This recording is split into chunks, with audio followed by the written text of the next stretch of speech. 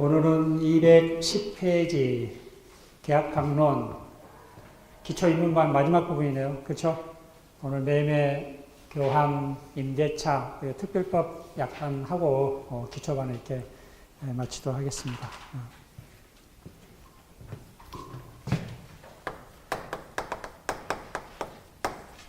네, 매매. 우리 책 210페이지입니다. 매매. 자, 우리 15개 전형 계약 중에 세 가지만 시험 범위라 했죠? 매매, 교환, 임대차. 이 세 가지를 살펴볼 겁니다. 먼저 우리 매매를 봅시다.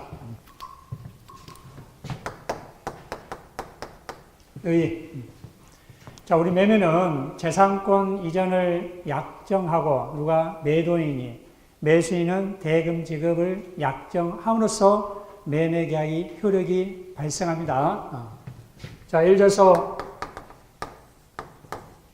갑소유 부동산을 을에게 매매를 한다 합시다. 매수인. 자, 우리 매도인은 어떤 약정을 한다? 재산권 이전 약정을 하고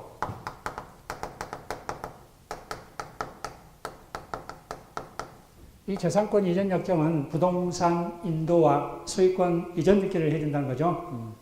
자, 이 매수인은 어떤 약정? 대금을 지급할 약정. 이러한 약정을 함으로써 이 매매 계약이 성립되고 이 계약이 매매 계약 효력이 발생합니다. 여러분 여기서 주의할 점은 우리 실무 보면은 뭘 지급해요? 계약금을 지급하잖아요. 이 계약금과 전혀 상관이 없습니다. 나중에 이제 계약금 따로 해드립니다. 지금 계약금 지급해야 안 해요? 안 하잖아요. 그냥 재산권 이전 약정만 하고 의사표시하고 또 매수인은 뭔만? 매매대금을 지급할 것이다 라고 약정만 하는 거예요. 이러한 약정만으로서마다 이 매매 계약이 효력이 발생합니다. 우리 신문 보고 계약금 주던데 라고 생각하면 안 됩니다. 이 매매 계약 효력은 이처럼 재산권 이전 약정과 대금 지급 약정을 함으로써 이 매매 계약 효력이 발생한다는 거. 이 점 꼭 주의하시고 이 계약금 지급해야만이 매매 계약 효력이 발생한 거 아니다는 거. 나중에 별도로 이 계약금을 할 겁니다. 자, 이처럼 대금 지급 약정과 재산권 이전 약정을 함으로써 이 매매 계약이 성립되는 거잖아요. 그렇죠? 자, 그러면 우리 매매 계약의 성질을 한번 봅시다. 성질. 이 성질들이 가끔가다 문제 잘 나와요. 이번 보면은 교환에서 그렇게 성질도 나왔었잖아요. 그래서 우리 이 15개 전형 계약 중 3개밖에 아니니까, 그렇죠? 3개밖에 아니니까 그 해당되는 이런 성질들은 꼭 여러분들이 알아두셔야 됩니다. 자, 첫 번째 우리 매매 계약은 전형 계약이잖아요. 그렇죠? 15개 전형 계약. 우리 전형 계약 뭐라 했었어요? 민법에 규정된 계약을 우리가 말했다? 전형 계약입니다. 민법에 규정이 없는 계약을 비전형 계약입니다. 그러니까 민법에 규정된 계약으로 말한다? 전형 계약. 그래서 우리 매매 계약은 15개 전형 계약 중에 하나잖아요. 그렇죠? 그래서 전형 계약입니다. 자, 두 번째. 쌍무 계약입니다.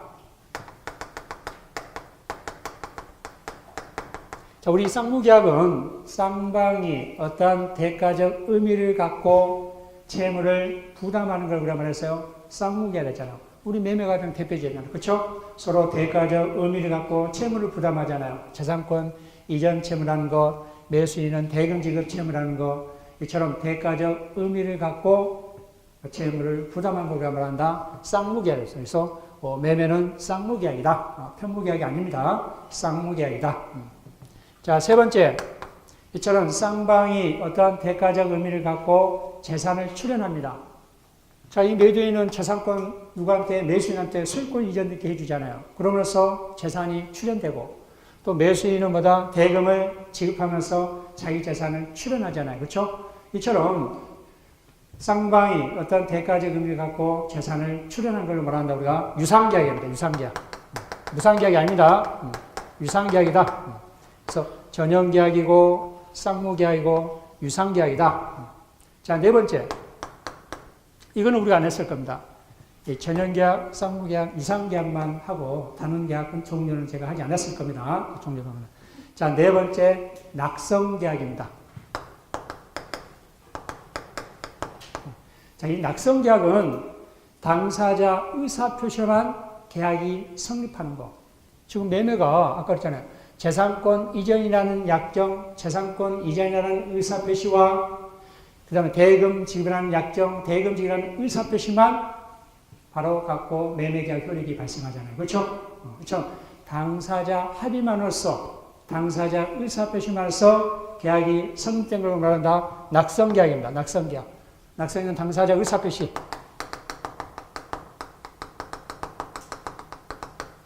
당사자 의사표시만, 당사자 합의죠? 합의만 가지고 뭐다? 계약이 성립된 걸 말한다. 낙성계약입니다. 자, 그럼 이와 반대되는 거는 우리가 요물계약입니다. 요물계약이 있습니다. 요물계약. 자, 요물계약은 당사자 합의. 이거는 당사자 합의죠? 합의. 자, 이 당사자 합의에다가 뭘 더 가미해야 되냐면은 요물계약은 어떤 물건의 인도라든지 그 다음에 기타 급부를 여야 됩니다. 물건의 인도, 기타 급부를 요하는 것을 우리가 합니다. 요물계약입니다. 그냥 당사자 의사표시만 안 돼요. 뭘 해야 된다? 물건을 인도한다든가 아니면 기타 급부를 해야만이 뭐다? 계약이 성립하는 걸 말한다. 요물계약입니다. 요물계약. 가장 대표적인 게 우리 15개 전형계약 중에요. 요물계약 하나 있어요. 15개 중에요. 현상광고입니다. 현상광고. 현상광고. 자, 우리 현상광고는 자, 갑이 광고자입니다. 옹호자입니다. 자, 일단 광고자가 요하는 행위가 있겠죠? 예를 들어서 아이를 잃어버려서 뭐다? 아이를 찾아주면, 그렇죠? 어떤 광고자의 요하는 행위가 있겠죠? 그 행위뿐만 아니라 뭘 한다? 이 광고자는 금전을 지급해야 됩니다. 얼마 주겠다. 현상금 얼마 주겠다. 라고 금전을 교배한다. 금전. 자, 이때는 이 금전을 지급하는 의사표시만 있으면 되겠다. 일단 이거는 의사표시만. 자, 그런데 이 옹호자는 뭘 해야 되냐? 이러한 광고자가 요하는 행위를 완료해야 됩니다. 행위를 완료. 자, 행위를 완료해야 되기 때문에 당사자 의사표시만, 당사자 합의만으로 지금 계약이 성립돼야 한대요. 안 되잖아요. 그렇죠? 이처럼 옹호자는 뭘 해야 됩니까? 광고자 요하는 이러한 행위를 완료를 해야 됩니다. 완료. 어떤 기타 급부를 해야 된다라는 겁니다. 그러면 이 계약이 성립된 거예요. 이거 우리가 말한다? 요물계약이다. 가장 대표적인 게 현상광고. 자, 우리 이제 배울 거 계약금 계약이라든지. 이거는 4가지 정도 외워두셔야 돼요. 계약금 계약이라든지. 자, 보증금 계약. 우리 임대차 계약을 취할 때 보증금 계약 있죠? 보증금 계약이라든지. 우리 매매 계약할 때 이 계약금 지급하잖아요. 이게 계약금 계약이에요. 매매.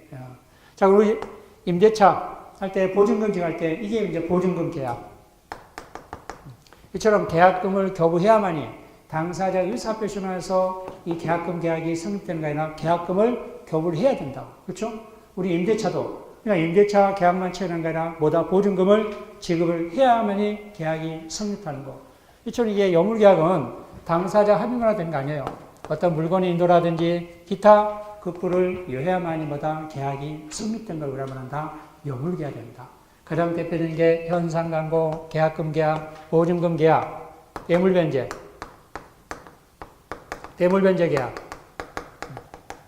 이 4가지가 가장 대표적인 게 요물계약입니다. 그래서 이 요물계약은 여러분들이 잘 알아두셔야 돼요. 그래서 15개 전형계약 중에서 현상광고가 이 요물계약이라는 거 잘 알아주시고 나머지 이 계약금 계약이라든지 보증금 계약, 대물변제 계약 전부 다 요물계약이다. 자, 이처럼 우리 매매는 낙성계약입니다. 요물계약이 아닙니다. 당사자 합의만으로써, 당사자 의사표시만으로써 매매계약 효력이 발생합니다. 즉 재산권 이전이라는 약정, 매매대금 지급이라는 약정, 계약금은 결부하지 않습니다. 자, 다섯 번째. 분료식 행위입니다. 분료식. 어떤 방식이 필요 없습니다. 분료식 계약. 자, 다른 말은 반대말은 여식 계약이죠. 어떤 방식을 요하는 것. 자, 우리 민법은 계약 자유원칙에 의해서 계약 방식 자유원칙이 적용됩니다. 계약 방식 자유원칙.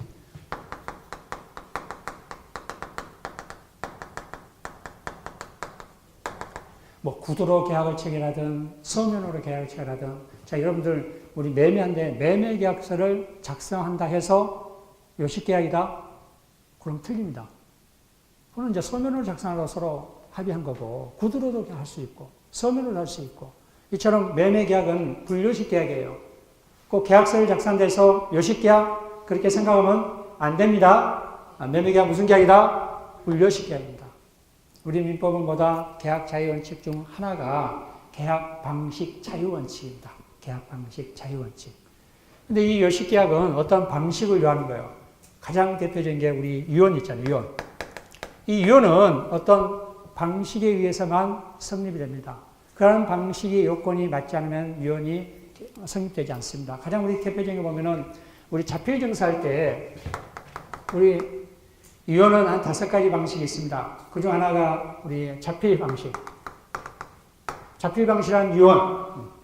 이걸 어떻게 하면 전문을 자필로 써야 되고, 그쵸? 내용을 자필로 써야 되고, 연월일 써야 되고, 주소를 써야 되고, 이름을 써야 되고, 그 다음에 뭐다? 날인을 해야 됩니다. 이러한 방식이 갖춰져야만이 이 자필 증서서, 자필 유언으로서 효력이 발생합니다. 그래서 이러한 유언은 요식 계약입니다. 그렇죠? 가장 대표적인 거.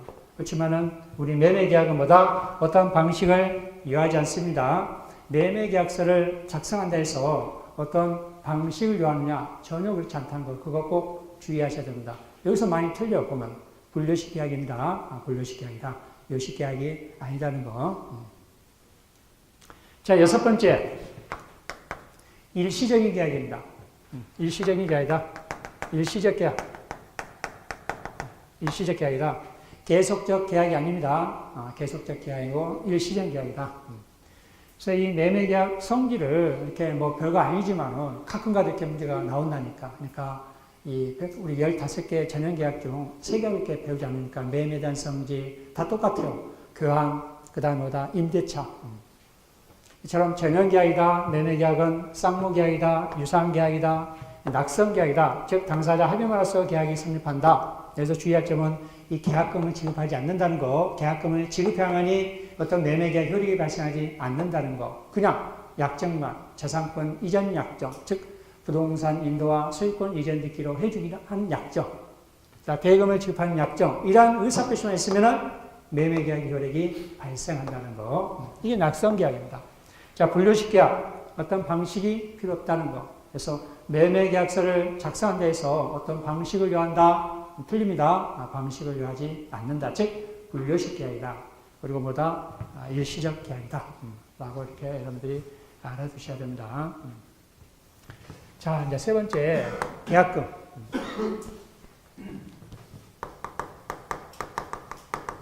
이 계약금이 매매 계약에서 굉장히 중요합니다. 이번에도 시험 나왔어요. 이번에도. 여러분들 나중에 이제 자격증을 치다가 중개사가 되면은 또 계약을 체할 때 이 계약금 관련 분쟁이 상당히 많습니다. 그러니까 여러분들 이 계약금과 관련된 건 정확하게 여러분들이 알아두셔야 됩니다. 우리 아까 계약금 지급은 매매 계약 성립 요소가 아닙니다. 아닙니다. 그냥 의사표시만 함으로써 매매 계약 효력이 발생한다는 거. 자, 우리 이제 매매 계약을 체할 때 특수하게 계약금을 지급하잖아요. 그렇죠? 계약금. 그래서 이 계약금과 관련된 부분도 한번 살펴보도록 합시다. 자, 이 계약금은 첫 번째 성질이 증약금으로서 성질을 가지고 있습니다. 증약금. 즉, 계약을 체결함으로써 어떤 증표 역할을 한다 이거죠. 증표. 증표. 계약을 체결했다는 증표 역할을 한다. 이 계약금이. 그렇죠? 증표 역할을 한다. 그래서 이게 이제 우리가 증약금 성질을 가지고 있다라는 겁니다. 증약금 성질. 어떤 증표. 증표 역할을 한다. 계약을 체결했다는 증표 역할이다. 그래서 언제나 이 증약금 성질입니다. 계약금은. 그렇죠? 항상 뭐다? 증약금 성질이다. 그래서 항상 언제나 해도 맞는 말입니다. 그렇죠? 이런 증표로서 역할을 하기 때문에. 자, 두 번째, 해약금으로서 성질이 있습니다. 해약금. 자, 우리 민법 565조에 이제 규정됐습니다. 해약금으로서 성질과, 자, 세 번째, 유약금으로서 성질이 있습니다.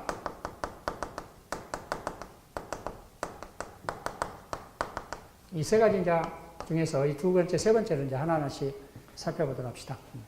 자, 우리 계약금은 이처럼 증약금 성질을 가지고 있고, 두 번째, 해약금으로서 성질을 가지고 있고, 세 번째, 계약금으로서 성질을 가지고 있습니다. 그래서 우리 책 211페이지 해약금만 565조만 간단히 나왔지만은 다시 한번 이게 좀 살펴봅시다.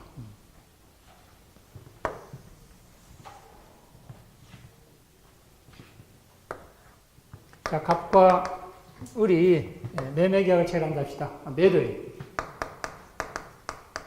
매수인. 자, 이 시기에, 이 기준에 계약을 체결하고 계약금을 교부했다 합시다. 계약금을 지급했다는 거죠. 계약금을 지급했습니다. 자, 그러면은 이 계약금을 교부해서 이 시기에는 증약금으로서 성질을 일단 갖잖아요. 그렇죠? 증약금으로서 성질을 갖는다.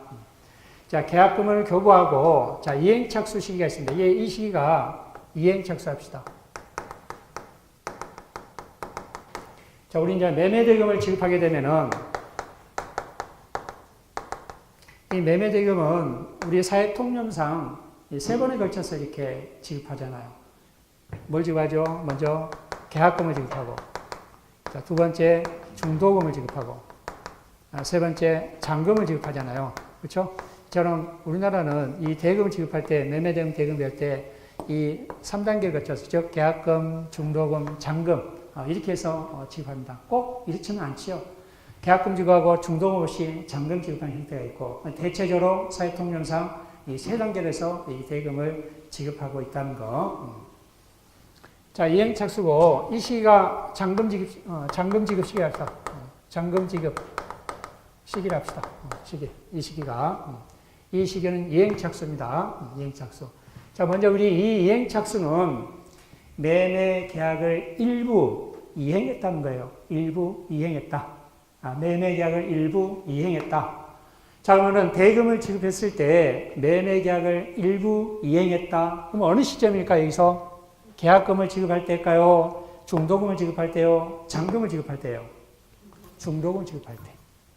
이처럼 대금으로, 매매 대금으로 지급했을 때 이 이행착수 시기를 뭘로 보느냐? 이 중도금으로 봅니다. 중도금. 그래서 이행착수는 중도금을 지급했느냐, 안 했느냐. 자, 이 이전에 중도금 지급 이전이고, 이거는 중도금 지급 이후. 이렇게 생각합니다. 이 기준을. 자, 이행착수. 자, 이행착수는 매매계약 일부 이행을 한 것을 의미한다. 이행착수를 한다. 그 중에서 대금으로 지급했을 때 이 중도금을 지급을 우리가 이행착수를 합니다. 그래서 중도금을 지급했으면 이행착수 됐다. 이행착수가 된 거예요. 그렇죠? 중도금을 지급하였으면 이행착수 전입니다. 그렇게 여러분들이 생각하셔야 된다. 자, 그러면은 이 시기까지 중도금 지급 전까지 갑과 을은 일단은 우리 매매계약을 체결했잖아요. 아까 우리 재산권 이전 약정과 그다음 대금 지급 약정이 있으면은, 의사표시가 있으면은 매매계약이 효력이 발생한다 했잖아요. 자, 효력이 발생했어요. 효력이. 자, 근데 중도금은 이때 지급하고 잔금은 이때 지급하고 이렇게 계약을 체결한 겁니다. 자, 이 시기에 당사자가 채무 불이행이 없습니다. 채무 불이행이 없습니다. 채무 불이행과 상관없이 언제든지 뭐 할 수 있다? 계약을 해지할 수 있다. 언제든지 계약을 뭐 할 수 있다? 해지할 수 있습니다. 자, 이거 중요합니다. 자, 채무 불이행이 있다, 없다? 없습니다. 누구 잘못도 없어요. 누구 잘못도 없는데, 이 시기에는 매도인도 계약을 해지할 수 있고, 매수인도 뭐 할 수 있다? 계약을 해지할 수 있습니다. 이 시기가. 자, 근데 이 시기가 이제 우리가 이제 해약금 규정이 납니다. 해약금 규정. 이 시기가. 그래서 이제 우리 매도인 입장에서 한번 보고, 이 매수인 입장에서 한번 보도록 합시다. 저처럼 이 시기에는 당사자는 채무 불이행과 전혀 상관이 없습니다. 누구 잘못도 없습니다. 그럼에도 불구하고 매도인은 계약을 해지할 수 있고, 매도인도 뭐 할 수 있다? 계약을 해지할 수 있다. 이게 이제 우리 민법 565조에 이제 규정됐다고요. 이게 이제 해약금 규정입니다. 해약금 규정. 자, 다시 한번 당사자가 채무 불이행이 있다 없다? 전혀 없습니다. 없음에 불구하고 언제든지 뭐 할 수 있다? 계약을 해지할 수 있다. 이 시기에는 중도금을 지급하기 전에는, 즉 이행 착수 전에는 언제든지 뭐 할 수 있다? 매매 계약을 해지할 수 있다. 자, 그러면은 우리 매도인이 매매 계약을 해지하려면은 이제 조건이 필요합니다. 언제든지 뭐 할 수 있는데 매매 계약을 해지할 수 있는데 어떤 요건이 필요하느냐? 자, 의사표시, 해지 의사표시 했어야 됩니다. 해지 의사표시 해야 되고, 그 다음 뭘 해야 된다? 약정한 계약금 배액을 지급해야 됩니다.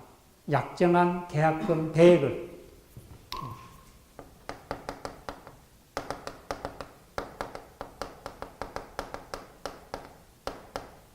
자, 약정한 계약금 배액을 지급해야 된다. 자, 매도인이 약정한 계약금이 예를 들어서 A 부동산이 1억이라 합시다. 매매 가액이. 보통 우리 계약금은 얼마 지급하죠? 통상 10% 지급하잖아요. 그래서 이 계약금 1,000만 원을 지급했다 합시다. 1,000만 원. 자, 그러면은 약정한 계약금 1,000만 원이니까 1,000만 원 배액은 얼마? 2,000만 원. 그쵸? 2,000만 원 지급해야 되잖아요. 그쵸? 즉, 이제 매수인이 받았던 그 1,000만 원과, 그쵸? 나머지 1,000만 원을 더해서 2,000만 원을 겹을 해야 되잖아요.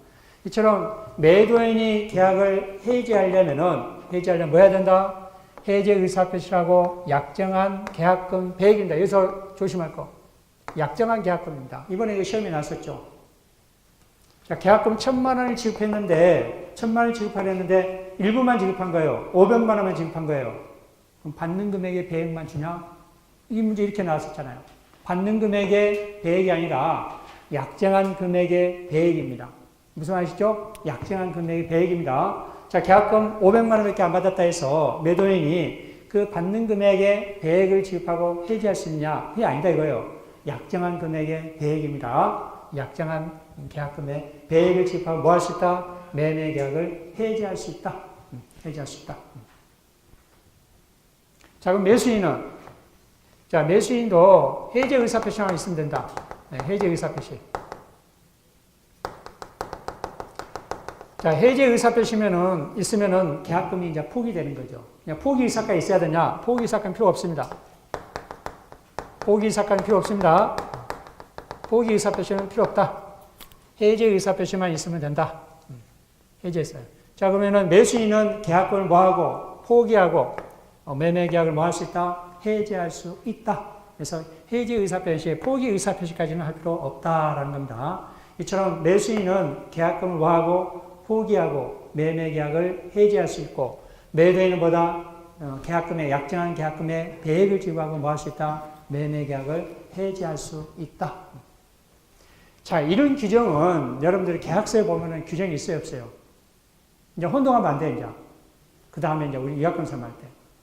이런 규정은요, 없어요. 매매 계약서에 없다고. 없습니다. 매매 계약서 없다 하더라도 당연히 우리 565조에 의해서 얼마든지 뭐 할 수 있다? 매매 계약을 해지할 수 있습니다. 매매 계약을 해지할 수 있다. 자, 그러면은 매도인 입장에서 매매 계약금을 배액을 주고 매매 계약을 해지했어요. 그러면 계약금을 배액을 받잖아요, 매수인이. 근데 이 매도인이 일방적으로 계약을 해지하다 보니까 그 배액을 받는다 하더라도 손해가 더 났어요. 손해가. 매도인이 일방적으로 계약을 해지하다 보니까 배액을 받았지만은 더 손해가 났단 말이에요. 그 손해를 입증해서 손해배상 청구할 수 있느냐? 손해배상 청구할 수 없습니다. 똑같이 매수인도 언제든지 뭐 할 수 있다? 매매 계약을 포기할 수 있자, 해지할 수 있죠. 계약금을 포기하고 매매 계약을 해지할 수 있습니다. 자, 그러면 계약금을 포기하는데 이 매도인이 그 계약금 1,000만 원을 받았지만은 손해가 더 났단 말이에요. 매도인이 그 손해를 입증해서 손해배상 청구할 수 있냐? 손해배상 청구할 수 있다, 없다? 없습니다. 이 단계에서는 손해배상 청구할 수 있습니다. 각 당사자는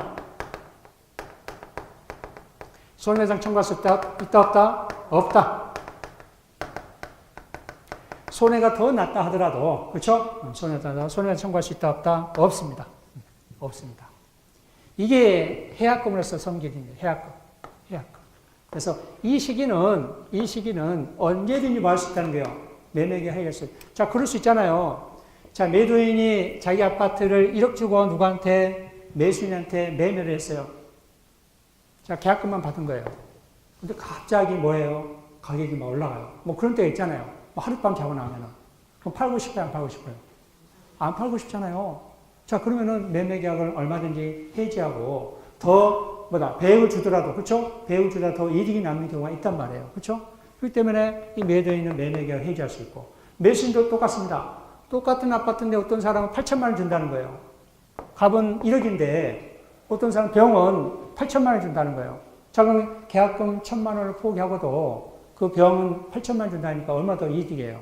1,000만 더 이득이냐요? 얼마든지 뭐 할 수 있어요? 매매계약을 해지할 수 있습니다. 어느 때? 이행 착수 전에는. 그러니까 채무불이행과 관계 있다 없다? 전혀 관계가 없어요.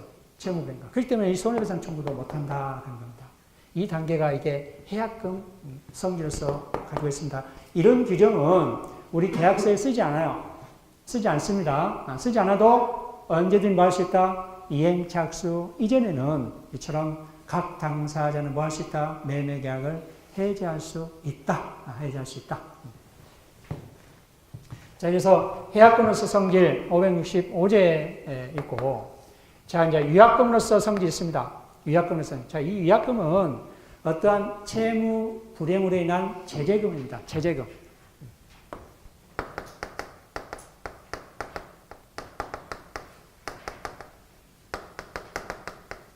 제재금. 어떤 위반을 하게 되면은 그에 대한 제재금 우리가 위약금이라고 하잖아요. 그렇죠? 채무 불이행이란 제재금입니다. 자, 그러면은, 자, 이 시기에 우리, 이때, 자, 을은 중도금을 지급하지 않았습니다. 이 시기에 중도금을 지급하기로 했잖아요. 그쵸? 을은 이 시기에 중도금을 지급했는데, 이 시기에 중도금을 지급하지 않았습니다. 자, 중도금을 지급하지 않았으면은 채무 불이행이죠? 누가? 매수인이. 그렇죠? 채무 불이행입니다. 채무 불이행. 자, 이 채무 불이행이 우리에 몇 가지 있다 했어요? 세 가지. 첫 번째, 이행지체. 두 번째, 이행불능. 세 번째, 불완전이행 있다 했잖아요. 어떤 거예요? 이행지체. 그렇죠? 이행할 수 있음에도 불구하고 이행 못한 건 뭐라 했어요? 이행지체였습니다. 이행지체. 이행지체. 자, 그러면은 이행지체 됐으면은 최고할 필요가 있다, 없다? 우리 이행지체는 최고한다 해서 안 한다 했어요. 계약 해지하려면은. 네, 벌써 잊어먹었죠? 그렇죠? 이행지체는 상당한 기간을 정해서 뭐 해야 된다? 최고해야 된다. 상당한 기간을 정하여 뭐 해야 된다? 최고해야 된다. 최고. 자, 최고는 해지 의사표시 아닙니다. 최고는 채무 이행을 독촉하는 거예요. 그렇죠? 채무 이행을 독촉하는 겁니다. 자, 이처럼 이행지체이기 때문에 뭘 해야 된다? 최고를 해야 된다. 자, 그 다음에 해지 의사표시 해야 된다. 해지 의사표시. 해지 의사표시. 자, 해지 의사표시하고 그 다음에 뭣도 같이 청구할 수 있다 했어요? 손해배상. 자, 이 미치죠? 해제와 함께입니다. 함께. 해제와 함께 뭐 할 수 있다? 손해배상을 청구할 수 있다. 자, 그러면 여기서 이제 여러분 주의할 점. 그러면 손해배상을 얼마나 청구해야 될까? 저 계약금 1,000만 원, 우리 아까 1,000만 원 했죠. 저 계약금 1,000만 원을 몰수할까? 1,000만 원 몰수해요? 자, 1,000만 원 계약금 전액 몰수 못합니다. 일단. 자, 이 손해배상은 두 가지 나눠집니다. 위약금 약정이 있는 경우와 위약금 약정이 없는 경우로 나눠집니다. 자, 여기서 여러분들 잘 이해하셔야 돼요.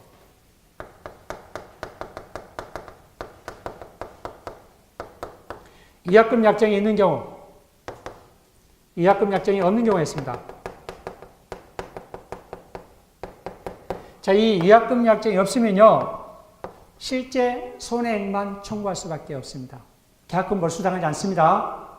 자, 이때 계약금 전액 몰수당하지 않습니다.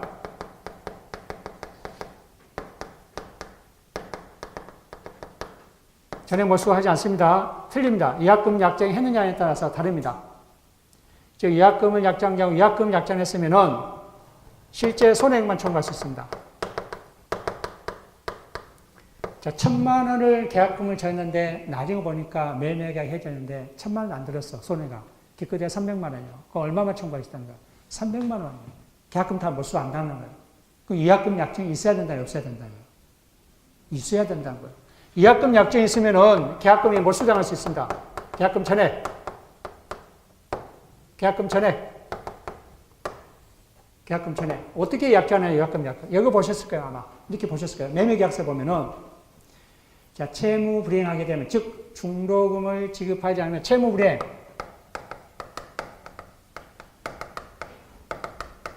누가 채무 불이행하면 일단, 매도인이 채무 불이행하면은 뭐하고?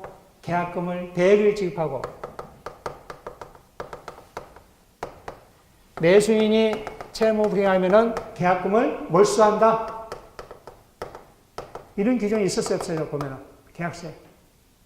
이 규정과 이 규정을 혼동하면 안 된다고. 저거는 위약금 약정이다. 이거는 뭐예요? 해약금이에요. 이거는 우리 계약서에 기재 안 해요. 이행 착수 전에 매매 계약을 해야겠다라고 기재하지 않습니다. 계약서에. 여러분이 혼동한다고. 이거하고 이거하고. 이 위약금 약정이 있는 거는 대체적으로 이렇게 계약서에 많이 작성합니다. 누가 매도인이 계약을 위반하게 되면은 계약금을 배액을 지급하고, 매수인이 계약을 위반하게 되면 계약금을 뭐한다? 몰수한다. 이게 위약금 규정이, 이 규정이 아니다는 거예요. 혼동하면 안 됩니다. 안 됩니다. 이거는 명문의 규정이 없어요, 저기가. 계약서에 안 적어요. 이거는 565제 해약금 규정이에요. 근데 이 규정을 보고 이거하고 혼동한다. 절대로 혼동하면 안 됩니다. 위반하면, 그렇죠? 위반하면, 그러니까 위약금 약정을 한 거예요. 손해배상 예정을 한 거예요. 원래 손해배상 청구해야 되잖아요. 손해배상 청구하려면 손해 발생이라든지 손해 범위를 입증을 해야 된다고. 손해액을. 근데 이 위약금 약정하는 손해 범위 입증할 필요가 없어요. 저 금액이에요. 자, 그러면은 실질적으로 손해는 1,000만 원인데 아까 300만 원이에요. 근데 위약금 약정하면 계약금 몰수하잖아요. 얼마 더 벌어요? 700만 원. 그럼 위약금 약정이 있어야 돼요, 없어야 돼요? 있어야 되죠. 그렇죠? 그래서 이 약정과 저 해약금을 혼동하면 안 된다는 거. 그렇죠? 대체적으로 이 위약금 약정이 우리 매매계약서에 기재되어 있어요. 그렇죠? 매도인이 계약을 위반하게 되면은 배액을 지급하고, 매수인이 계약을 위반하면은 뭐 한다? 계약금을 몰수한다라고 규정하고 있는 거예요. 이 해약금 규정과 전혀 다르다는 거 꼭 이해하셔야 돼요. 이거 혼동하면은 이 계약금 이해 못 합니다. 혼동은 안 됩니다. 이처럼 중도금을 지급하지 않으면은 이행지체니까 채굴을 하고 계약을 해지할 수 있단 말이에요. 그렇죠? 자, 그리고 뭐 할 수 있다? 손해배상 청구할 수 있다. 근데 저 손해배상이 계약금 전액을 몰수한 것이다. 아닙니다. 그거 시험문이 잘 나오죠? 아닙니다. 위약금이 약정이 있으면은 손해배상 예정으로 보기 때문에 계약금을 전액을 몰수할 수 있지만은 위약금을 약정하지 않으면은 실제 손해만 청구한다는 거. 계약금이 1,000만 원 하더라도 실제 손해. 무슨 말이시죠? 그래서 위약금 약정, 이런 것들이 이제 위약금 약정을 많이 계약서에 부동문자로 이렇게 많이 기재되어 있어요. 그래서 저거하고 이 해약금 규정을 전혀 혼동을 안 된다. 이 해약금 계약은 해약금으로서 성질은 뭐냐면은 언제든지 채무 불이행과 상관없이 이행 착수 전에는 언제든지 뭐 할 수 있다는 거예요. 매매 계약을 해지할 수 있다는 거예요. 해지하려면은 페널티를 정해야 되잖아요. 그렇죠? 매도인은 뭐다? 계약권을 배우주고 해지하고 매수인은 계약권을 포기하고 해지하라라는 겁니다. 저 유학권과 다르다는 거예요. 그렇죠? 자, 이거 두 개만 알아봅시다. 이제 우리 뭐 나중에는 계약권을 지급하지 않았을 때, 잔금을 지급하지 않았을 때, 그때는 나중에 기본 상태 합시다. 이것만 정확하게 알아줍니다. 해약권, 위약권, 혼동하지 말 것, 혼동하지 말 것. 자, 이렇게 해서 이 매매는 계약금이 상당히 중요하다는 거 잘 알아주시고, 해약금으로서 성질, 또 위약금으로서 성질 잘 알아두시기 바랍니다. 자, 그 다음에 네 번째, 효력 봅시다.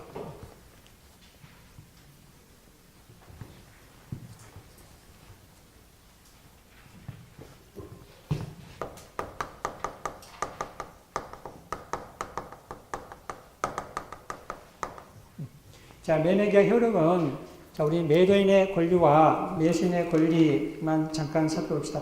212페이지 매도인의 담보 책임은 어려우니까 나중에 우리 기본 할 때 할 겁니다. 그냥 넘어갑니다.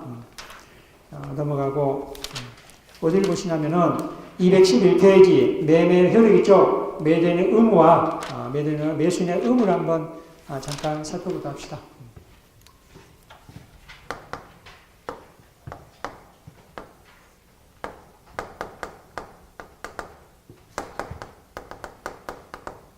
자, 먼저 우리 매도인의 의무. 자, 매도인의 의무는 재산권 이전 의무가 있잖아요. 그렇죠? 재산권 이전 의무가 있습니다. 자, 보통 우리 부동산 인도와 소유권 이전 이렇게 해줘야 되잖아요. 소유권 이전 이렇게 의무가 있고. 자, 두 번째 보면은 과실 수취권이 있습니다.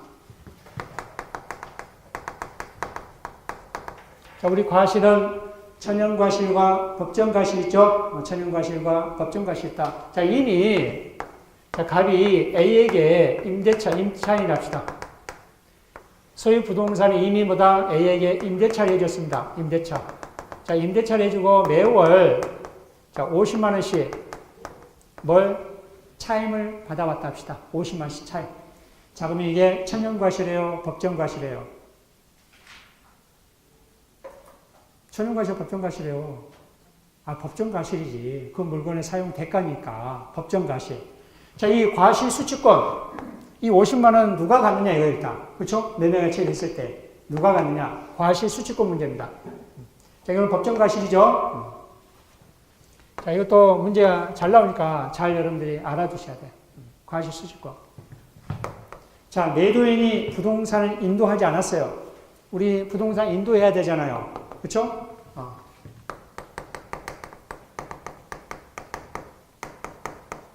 부동산 인도하지 않고 또 매수인도 대금을 지급하지 않습니다. 즉 매도인은 이처럼 부동산 인도하지 않고 매수인도 매매 계약만 체결하고 그렇죠? 그러니까 재산권 이전 약정, 대금 지급 약정만 하고 아직 뭐다? 부동산 인도도 하지 않고 매수인은 대금 지급하지 않았습니다. 그럼 누가 과실 수취권을 취득해요? 누가? 여전히 매도인이. 그렇죠? 매도인. 이건 매도인이다.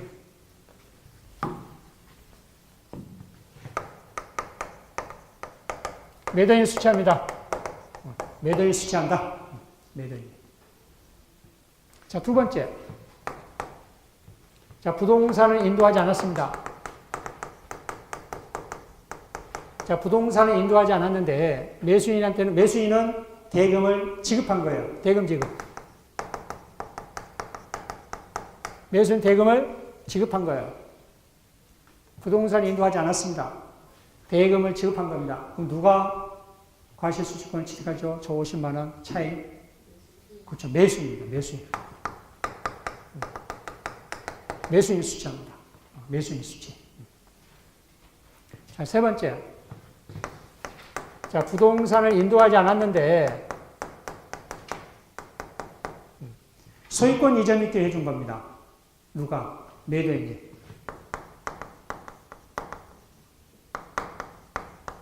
소유권 이전 등기. 자, 이게 문제가 잘 나오죠. 소유권 이전 등기. 소유권 이전 등기 해줬습니다.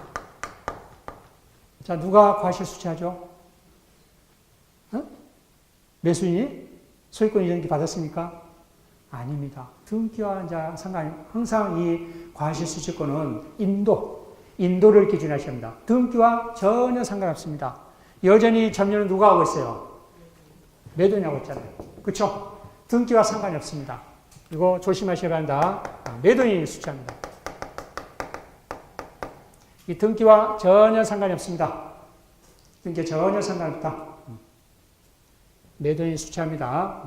부동산을 인도하지 않고, 즉 소유권만 이전 등기에 따라서 이 매수인이 과실수취권을 취득하느냐 안 문다 이거예요. 그렇죠? 이 등기와 전혀 상관이 없습니다. 이 과실수취권은 기준은 이 인도를 기준으로 해야 됩니다. 자, 그래서 네 번째,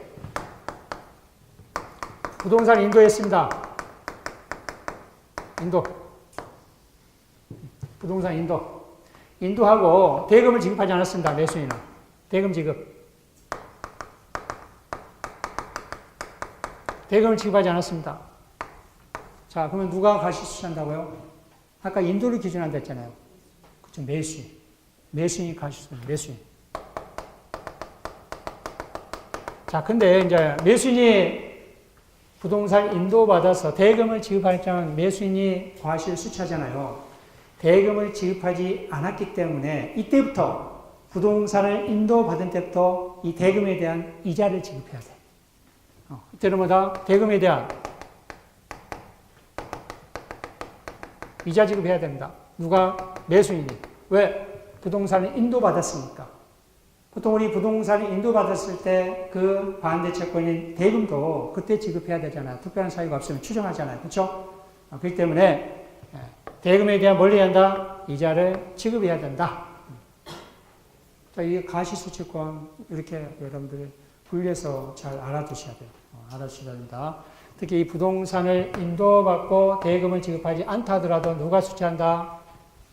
매수인이 과실수취한다. 소유권 이전 등기와 전혀 상관없습니다. 소유권 이전 등기 해줬다 하더라도 매도인이 수취합니다. 그렇지만은 대금을 지급했으면은 부동산 인도하고 대금을 지급해서 누가 수취한다? 매수인이 수취한다. 매수인이 수취한다. 자, 매도인의 의무 알아두고요. 두 번째, 이제 매수인의 의무입니다. 매수인의 의무. 자, 매수인의 의무는 대금 지급 의무잖아요. 그렇죠?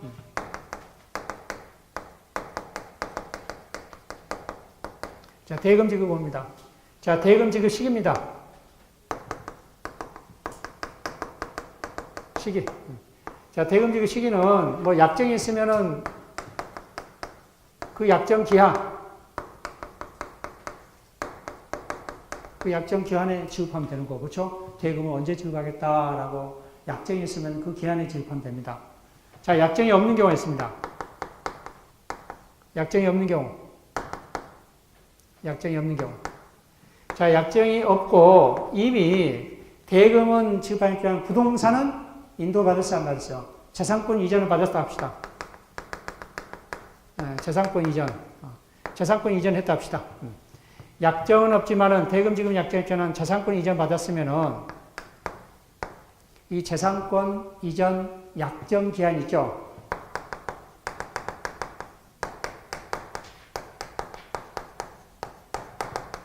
기한과 동일한 기한으로 추정합니다.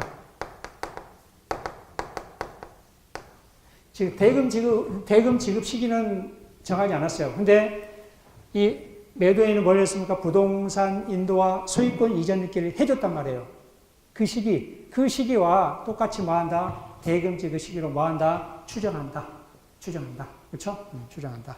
그래서 대금 지급 약정이 없지만은 재산권 이전이 있었단다면은 이 재산권 이전 그 약정 기한에 뭐한다? 대금 지급도 해야 된다라는 겁니다. 그렇죠? 해야 된다. 그 의미입니다. 자, 대금 지급 장소입니다.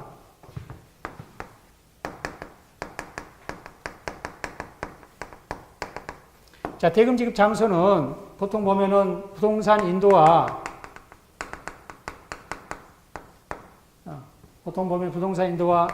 대금을 동시에 지급하라고 약정한 거냐. 동시에. 자, 동시에 지급하라고 약정한다면은 이 부동산 있는 곳, 그 인도 장소입니다. 부동산 인도 장소.